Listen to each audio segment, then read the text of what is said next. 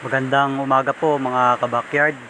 Ngayon po ay samahan nyo ako. Aking pupuntahan yung aking binili ulit na native na biik doon sa aking kakilala na may backyard. Itong lugar po na ito ay para lang po sa kaalaman nyo. Ito po ay sa Montalban, Rizal, sa barangay San Rafael. Galing po tayo sa Sitio AC. Ang pupuntahan po natin ay Sitio Wawa. Pero sakop pa rin ng barangay San Rafael. Halika po, samahan nyo ako. Ito po yung daanan papuntang Wawa. Siguro simula rito sa pinanggalingan natin hanggang doon sa area na pagkukuhaan natin ng native na biik, mga 5 minutes ang biyahe. Pero ano lang po yun, takbong parang namamasyal lang, hindi naman tayo nagmamadali. Itong lugar po na ito ay bundok na po ito, kaya kung makikita nyo ay puro puno.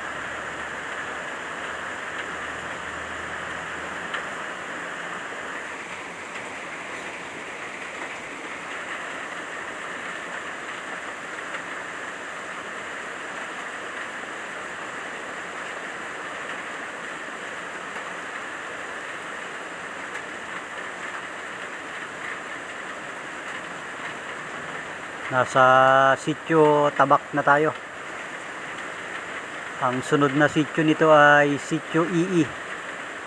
Pagkatapos nun, Sitio Wawa na po.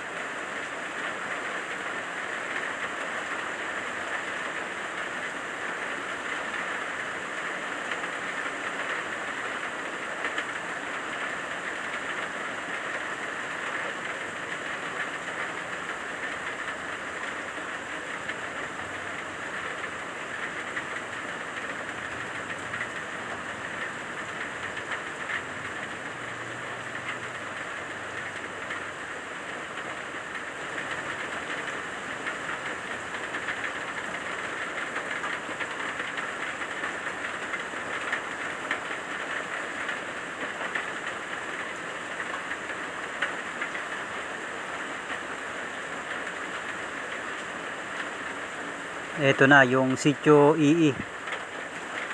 Medyo malapit-lapit na rin tayo. Mga siguro mga 2 minuto o 3 minuto na lang.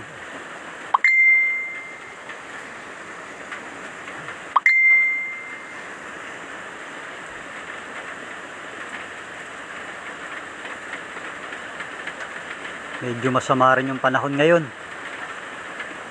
Sila aabutin pa tayo ng ulan mga kabakyard.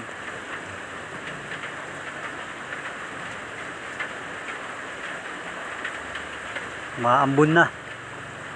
Kaya medyo nababasa na yung ating cellphone.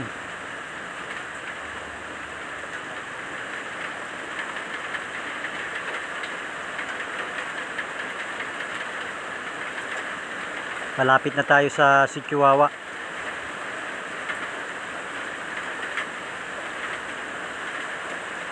Medyo lumalakas-lakas na ang ulan.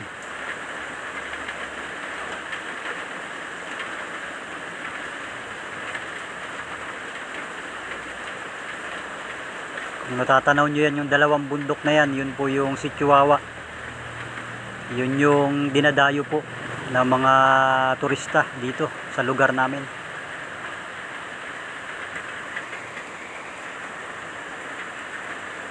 Malapit na po tayo.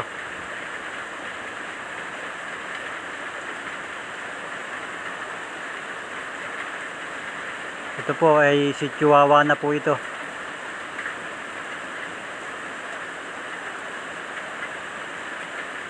Yan yung Wawa Bridge.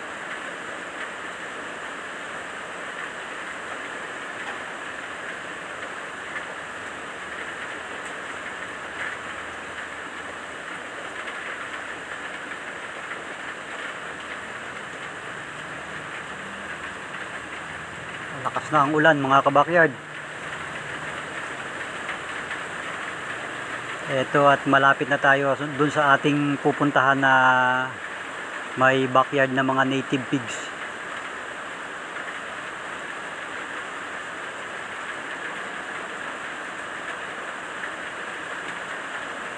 Ito po ay sa Sapa, Wawa, San Rafael, Montalban, Rizal.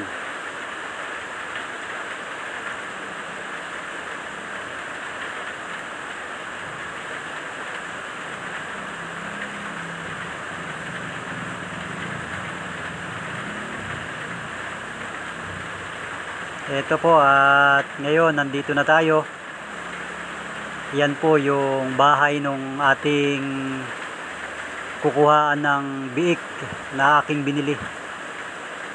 Siya po yung may-ari ng native na mga biik, native pigs. Ito, simpleng-simple lang yung kanyang area. Yan po, siya po yung may-ari. Yan, may mga pato rin siya rito. Ito lang, ganito lang kasimple yung area niya. Kaya hindi kailangan ng malaking space para makapag-alaga. Pabilang mismo ng bahay niya yung kanyang pinag-aalagaan ng mga hayop o mga native pigs. Ipapakita ko po sa inyo.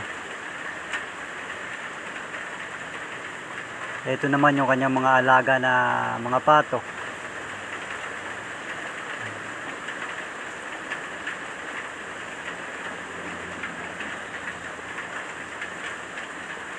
Simpleng-simple lang yung kanyang area rito.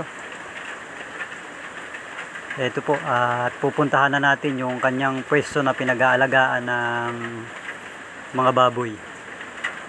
Ito po ay sa taas ng kanyang bahay. Yan, mga pakawala lang po dito yung mga yan. Yan po yun. Ito ay mga bagong walay na. Ang kukunin po natin dyan ay yung brown. Yung isang brown na babae.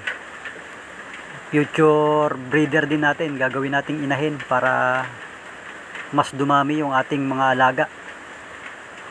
Sa ngayon ay magiging 5 na po yung ating mga alagang baboy. Meron na po tayong 2 buntis na mga anak itong first week ng October at second week ng November.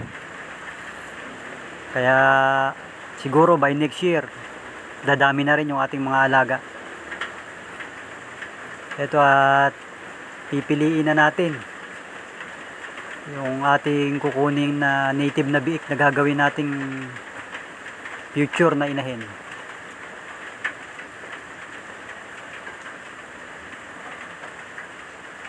Yan, yung brown na yan.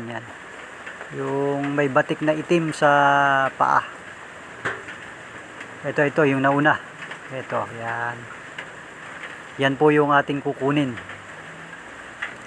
Kung may nagtatanong kung magkano yung presyuhan ng native na biik dito sa amin dito sa Wawa ay 3.5 po. 3.5 ang kuha ko. Ito po siya ngayon. Nandito na po, dinala ko na sa area. Hindi ko na po pinakita sa inyo yung pagbiyahe papunta rito sa aking area, sa backyard ko. Ito po siya ngayon, oh. Malakas naman po kumain. Kaya sigurado mabubuhay na to at mapapalaki natin ng maayos dito. Yan lang po muna sa ngayon. Salamat po.